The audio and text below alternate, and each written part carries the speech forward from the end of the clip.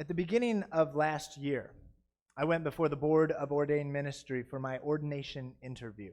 Now, if you don't know what that means, basically, to become a fully ordained pastor, we have to write like 80 pages of theology, and then we send it in, and I have to go before a panel, and they grill me on my theology, on all the questions that they asked me and all the answers that I provided. And so they grill me on it. They ask me a lot of questions. Then I leave the interview, and as a group, they vote on whether they think I am ready to be a pastor or not. And last spring, right before I moved to this church, I went before the board, and then I left. And then they called me up. Actually, it was that night. It was like 8 hours later. And they said, "No, you are not ready to be a pastor." And so 6 months later, they said, you have to work on some stuff.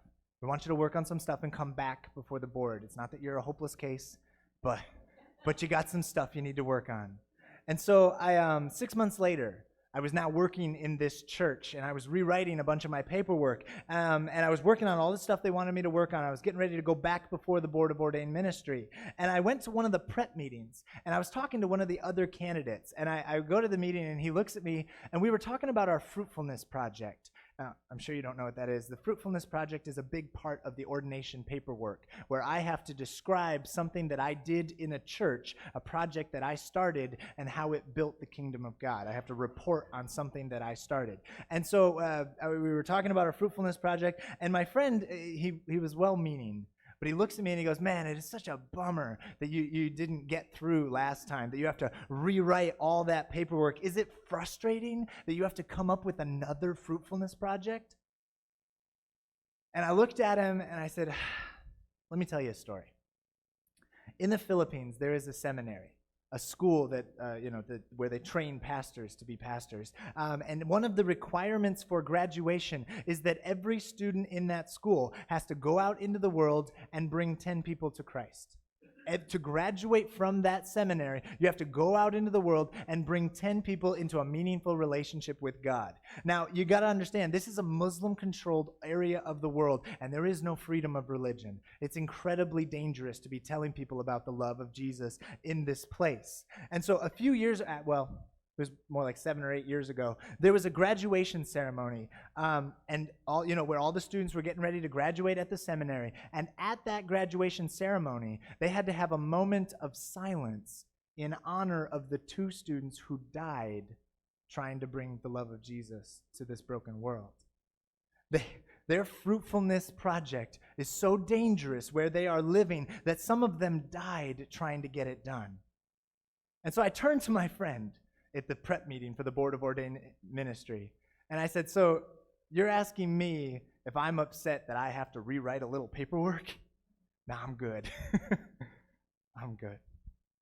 Today, we begin a new sermon series called The Road to Rome Part 2.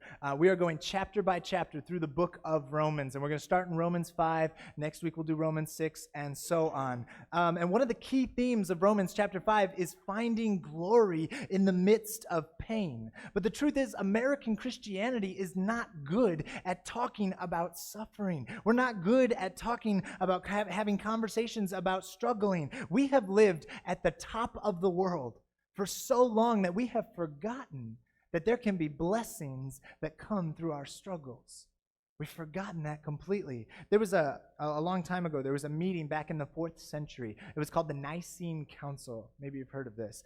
They gave us what we call the Nicene Creed, right? And at that council, there were 318 delegates from all over the Christian world. This is in like 323 AD or something like that. And so they get together, all these delegates, and of those 318 delegates, over 300 of them were missing limbs because of torture for their faith.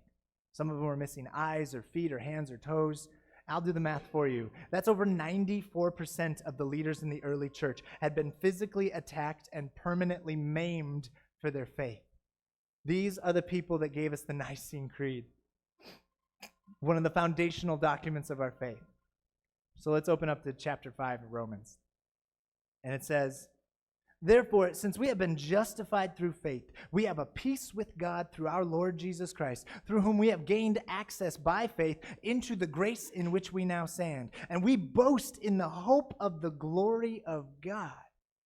Now, I said that this is a new sermon series, but in actuality, this church, we are reading the entire book of Romans over the next year, and we're doing it in 4 chapter segments, right? And so back in August, we did the first 4 chapters, and now we're doing the second 4 chapters, and then we'll take a break and come back.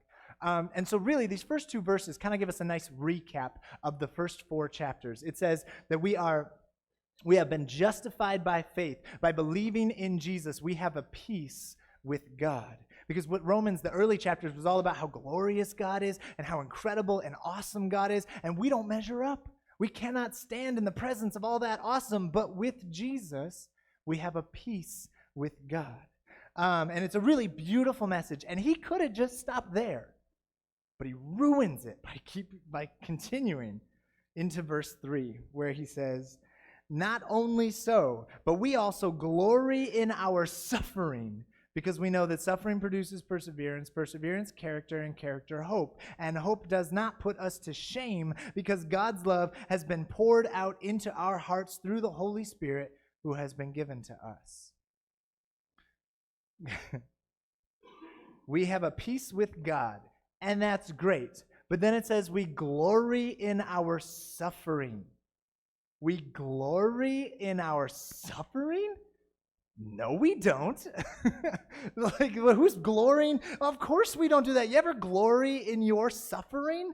Like, that doesn't even make sense. What is he talking about? You know that moment where you're running late for work, right? And you're driving just maybe a little bit too fast and you get pulled over by the cop? You ever glory in that moment? You're like, oh yeah, this is the best. I am so excited. I get to pay $140 to the state of Michigan. I don't want to talk about why I know it, the numbers. Woohoo! I'm so excited. I'm glorying in myself. No. Or my parents. Parents, where you at? I got some parents or grandparents in the house. All right, you know that moment when the kid wakes up at 3 a.m.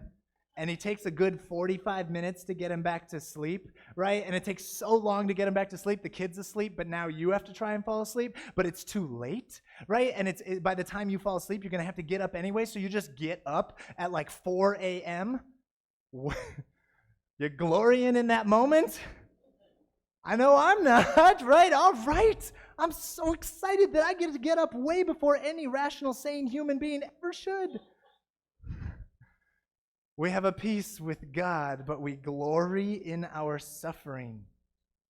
You ever look at a teaching in the Bible and you just kind of think, ew. No, Paul, nice try, but I don't want to listen to that. But it's in there. And we're the Christians who take the Bible seriously, and so we got to deal with this. And Paul does explain it to us. He explains. He says that suffering produces perseverance, perseverance produces character, character produces hope, and hope does not put us to shame. So basically what Paul is saying is that we are stronger because of the suffering that we go through in our life. The struggles that we go through have the ability to help us grow. There's an old story about a guy named Parnell Bailey. And he was visiting an orange grove to look at it. I think it was like a potential investment. And the irrigation pump at this grove had broken down, and it had been an unusually dry season. And so some of the trees were beginning to die off, for lack of water. And the man giving the tour then took Parnell Bailey. He took him to his own personal orchard where the trees were thriving. And he said, yeah, my trees could go another 2 weeks without rain, because when my trees were young, I frequently withheld water from them. And what that did was the hardship caused them to send their roots deeper down into the soil in search of moisture. So now my trees are the deepest rooted trees in the area.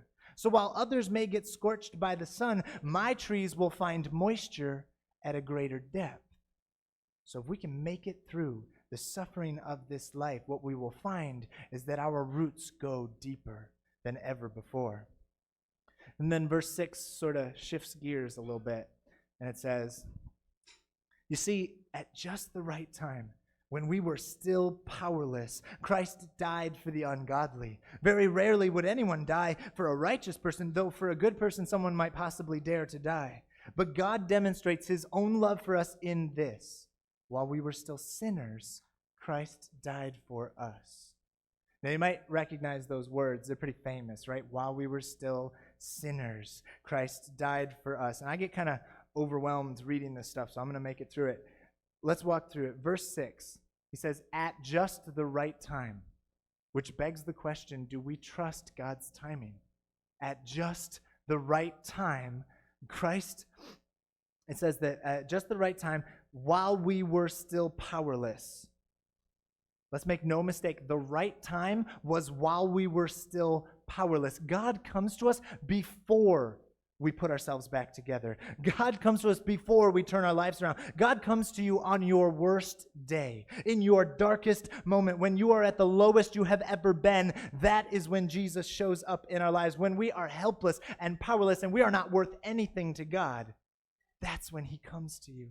That's when he comes to you saying, I am here and I love you. He looks at you and he believes that you are worth more than your worst day. That's not how our society looks at it, right? If you lie, the world will call you a liar. If you kill, the world will call you a murderer. If you are in prison, they will call you a prisoner for the rest of your life. That is your label. That is your identity. But God looks at you on your worst day. He knows whatever you've done. And he says, I'm not going to define you that way. I believe that you are more than your worst day. Verse 7, Paul compares God's love to what we find in the world.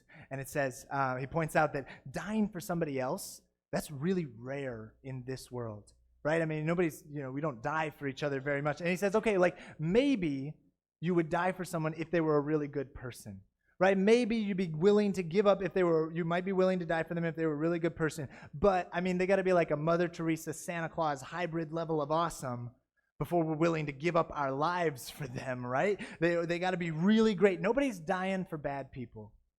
Nobody's out there dying for the scum of the earth.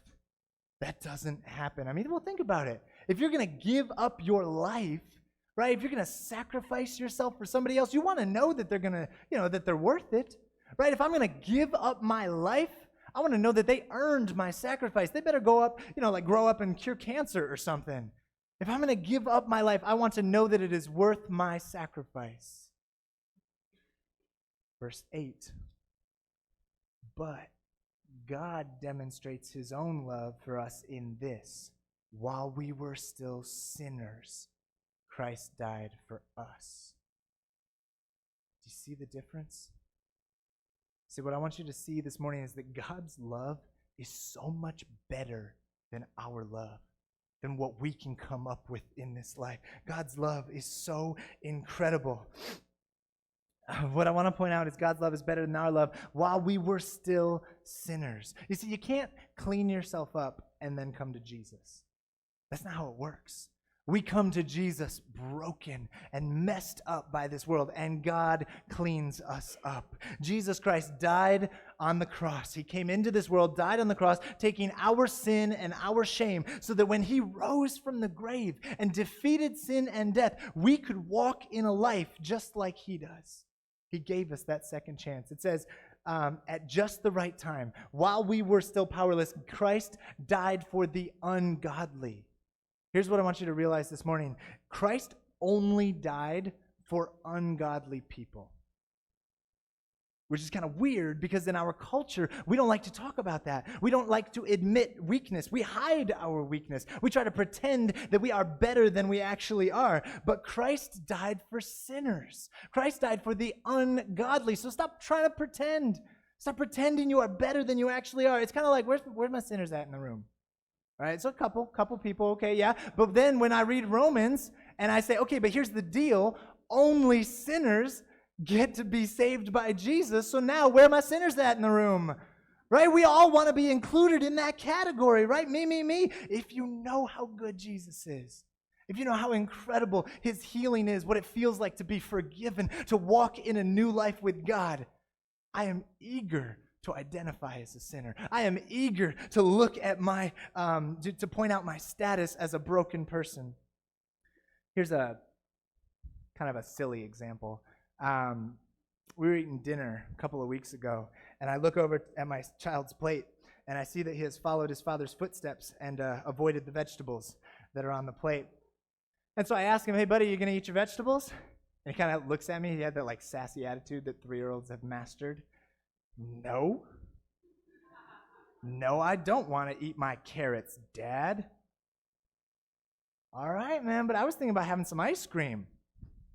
Oh, ice cream? I want some ice cream. Oh, well, no. Only people who eat vegetables get ice cream. Oh, no, he says can't eat them fast enough, right? I know it's a silly comparison, but that's how it works. Only broken people get the healing of Jesus, right? Only Christ died for the ungodly. So suddenly I am eager to admit my status as a sinner, eager to admit that I am powerless, that I am ungodly, that I need help, because that's the kind of person Jesus came for. At the end of the chapter, it says in verse 20, the law was brought in so that trespass might increase, but where sin increased, grace increased all the more. See, we talked about this back in August when we were doing the first couple of chapters, but the law of God, it shows us, it helps us to see where we are. It helps us to see that we are far away from God. I use the metaphor that the law of God is kind of like the bathroom scale, right? Because if you're trying to lose weight or gain weight, the bathroom scale is not going to help you lose weight, but it shows you where you are so that you can work on it. That's what the law of God does. It shows us that we are far away from God and that we need Him. Following the law doesn't earn you heaven. That's not how it works. But it shows us that we are far away from God and that we need His forgiveness. But with grace, God gives us a clear lens to look at in our life. We can look unashamed at the sin in our life, at the mistakes we have made. See, I think a lot of us waste a lot of time in life trying to convince ourselves that we are better than we think that we are. We fill our world with distractions so we don't have to think about who we are. We compare ourselves to other people, always people who are just a little worse than us, right? We compare ourselves to other people. We try to forget our worst moments and focus only on our best moments. We run away from the cold, lonely, brutal honesty of looking in the mirror. But I need you to hear me. With God, you have the freedom to be honest with yourself. With God in your life, you have the freedom to admit your mistakes. You can be honest about how low the valley goes because God tells us you are not defined by your valley. You are not defined by your mountain. You are only defined by the fact that I love you. That's what God tells us. You are defined by the love of God. You can admit to your worst day because with Jesus, your worst day does not define you. When we step into the glory of God, into the forgiveness that has been offered to us through Christ, that's the first moment in our lives when we can be truly honest with ourselves. Where sin increases, grace increased all the more. The good news this morning is that you are all dirty little sinners who will suffer in your life. That can't be right. Let me read it again. The good news this morning is that you are all very dirty little sinners who will suffer a lot in this lifetime. How could that possibly be good news? We are sinners? How could that be good? Well, okay. But Christ died for sinners. And so if I am a sinner, that means that God looked down on me in my sin and loved me so much that He sent Jesus Christ for me. That's great news. I'm okay, all right, there we go. So if I'm a sinner, Christ died for me. The Son of God loves you so much He came and died for you, a sinner. That's awesome news. But what about that other half? We are a sinner who will suffer? That can't be right. Suffering can never be good news, right? Once upon a time, there was a man who had a caterpillar. And he loved his little caterpillar. And he took very good care of it. He fed it, gave it little fruit and leaves and stuff, and he watched over it as it spun its cocoon. And after a couple of weeks, the caterpillar was ready to emerge from the cocoon, and a teeny tiny little hole appeared at the bottom. It was such a small hole. And it really seemed like the little guy was struggling to get out of that hole. And so, the man, out of compassion, cut open the cocoon. He cut the hole a little bigger so the little guy could get out easier, so he wouldn't have to squeeze through the hard times and life would be more comfortable.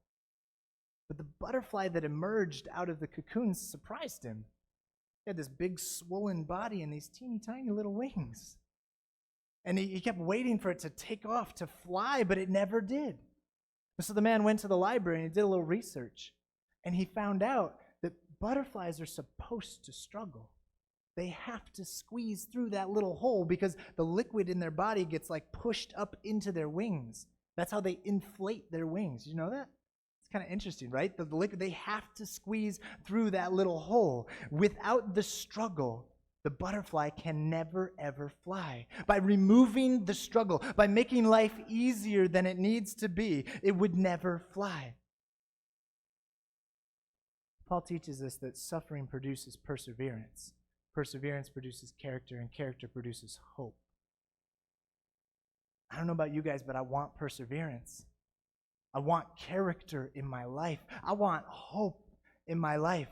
And so I think what Paul is saying is that if you want to build character, you need suffering. If you want to build perseverance, if you want to have hope in your life, you need suffering. If you want to fly, you need the struggle. Now, of course, in American culture, that's crazy talk, right? That doesn't make any sense. In the modern world, we run away from suffering at every opportunity. We hate suffering. We hate struggling, right? If it is difficult, we believe that we should give up, run away from that, right? That's kind of how we do life in America, right? If it's hard, we avoid it, right? That's how we do education. That's how we do our work ethic. That's how we do relationships. If it's hard, we run away.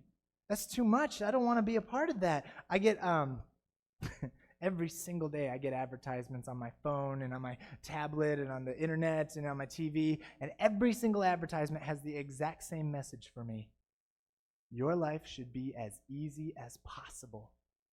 Right? It doesn't matter what they're selling, that's what they're telling me. Right? Your life should be as easy as possible. But what I want to show you this morning is that God takes the way the world does it and flips it on its head. God says, no. Your life should not be as easy as possible. Did you guys see the viral video of the week?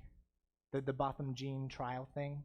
Maybe some of you know what I'm talking about. If you don't know, here, I'll fill you in. There's a woman named Amber Geiger, and she was coming home from a long day at work. She was a police officer, and she was really tired, and she got to her apartment building, and she went in the wrong apartment.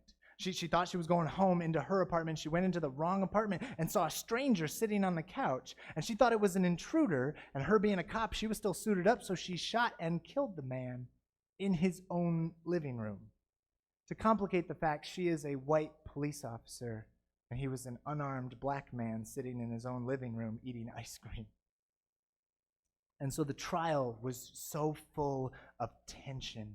Right? This was such a charged issue. This was such a sensitive thing. And so the trial was such a huge thing. And the sentencing was this past week. And so she's going to jail for about 10 years, it looks like. She could have gotten all the way up to 50, but the 10 years. Because, she killed a guy, right? Even if it was an accident or whatever. She killed a man.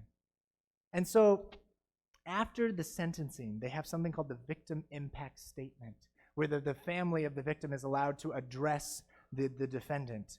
And so the family got a chance to talk to them, and Brant Jean, Botham Jean's younger brother, he got up on the stand, and he kind of blew everybody away. He got up on the stand, and he said, and my family probably won't agree with this, but I forgive you.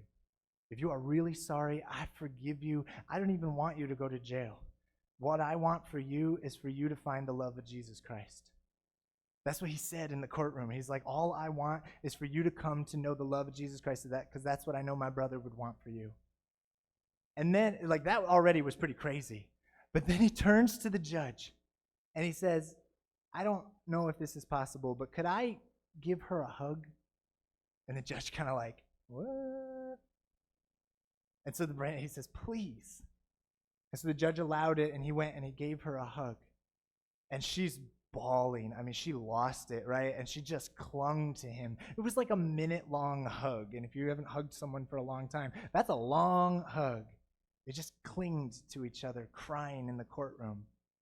And it blew people away that he would do this. But here's the thing. After that moment, that went viral. The video of them cry, I cried. It was just a crazy thing.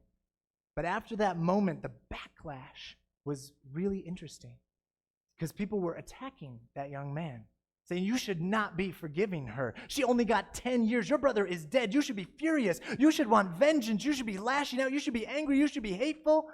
They were trying to tell this man how to act and what to think and what to feel, and they could not wrap their mind around forgiveness. And honestly, if you're coming at this without Jesus, of course it doesn't make any sense. It doesn't make sense that he would be loving towards the woman. I mean, he embraced the woman who killed his brother. And the world says vengeance. The world says anger. The world says hatred. But Jesus says forgiveness. Takes the world and flips it on its head. When you are a sinner who will suffer, that sounds like terrible news to the rest of the world. But with Jesus, with the actions of God, it becomes very good news. Maybe it's not happy news, but it is good news. So there's two big takeaways from this. The first thing, my first challenge for you guys is I want you to take the world and flip it on its head. Flip the world on its head. Do you think, I'm wondering, can we be people who are willing to admit that we are not perfect? Could that be what this church is known for? In a culture that encourages us to present only the best side of who we are, take the perfect selfie, post the hilarious captions and the clever witty sayings, create the picture-perfect social media presence. Can we be the people that are radically countercultural? Can we admit to our mistakes? People who highlight their struggles, highlight their sin, and boast in God's glory, boast in God's forgiveness. Can we admit that we are sinners, flip the world on its head, and then, part two, after we have taken our status as sinners and turned it into a good thing because of the grace of Jesus Christ, can we take it one step further? Can we glory in our suffering like Paul challenges us to do? Can we believe that God can use the brokenness of this world to work a good thing in our lives? Can we look at the pain we endure, at the suffering we go through? Can we look at that and give thanks to God? Can we, dare I even say it, embrace suffering in our life? Can we embrace suffering? I have to be careful here because there is a clarification that I have to put out there. Embracing suffering is not the same thing as allowing or accepting evil, because there's a little bit more to the story of Botham Jean. Botham Jean was shot in his own apartment, and then his brother forgave the shooter. But there's another person in that courtroom that we need to talk about. Her name is Allison Jean, Botham's mother, who was heartbroken at what happened. Now, she's a Christian. She also said, I do forgive her, but there was injustice in this trial. There was like evidence tampering and witness intimidation. There was a lot of nasty stuff going on in this trial. And she said, we need to stand up against injustice in the world. And I think both stories need to be told. Yes, we can embrace suffering and we can find forgiveness and have those beautiful moments, and we can stand up against evil in the world and say we're not going to accept evil. We can do both. Can we embrace suffering? Did you know that the times in history when the church has been the most authentic, where it has grown the most and done the most good in the world, those are the moments in history when we have been the least powerful? That's the moments we have done the best good, because in our weakness, God has done incredible things. What I want you to realize today is that comfort does not move us. Comfort does not move us. So maybe what Paul was trying to tell us is that suffering is not the worst thing in the world to be avoided at all costs. Maybe suffering has purpose. Did you know that the underground church worldwide is stronger than the American church? It is. The underground church worldwide, Christianity is growing in size. Worldwide, Christianity is exploding in size, just not in the places where it is comfortable. Listen to that sentence again. Worldwide, Christianity is exploding in size, growing like wildfire, but not where it is comfortable. Think about the Council of Nicaea, where they created one of the most famous foundational documents of our faith. Over 90% of those leaders were missing limbs from the torture that they endured for their faith. The moments in our history where we have embraced suffering, the moments when we have worked to understand suffering as a gift from God that produces character in our lives, those are the best moments in Christian history, the most honorable. Flip the world on its head. Last year, I was rejected by the Board of Ordained Ministry. It was not fun. It did not feel good. But it was a really good thing that happened in my life. It was great because I dug deeper. It was the first time in my career that I had failed at something that I was trying to do. And I was starting to get that ego. People expected me to fly through the Board of Ordained Ministry like it was nothing. They were like, of course you'll pass. I had a lady come up to me after and she said, so we're already planning your party.